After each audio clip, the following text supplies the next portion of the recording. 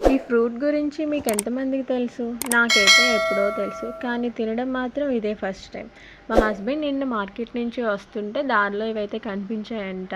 ఇవి ఆయనకి ఇలాంటి ఫ్రూట్స్ అంటే కొనడం అన్నా తినడం అన్నా చాలా ఇష్టం.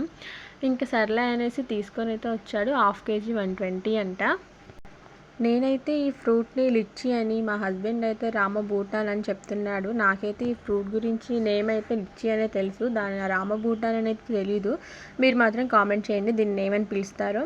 ఇంకా అసలు ఈ ఫ్రూట్ టేస్ట్కి వస్తే సేమ్ మన బ్లాక్ కలర్ గ్రేప్స్ ఉన్నట్టుగానే ఉన్నాయి.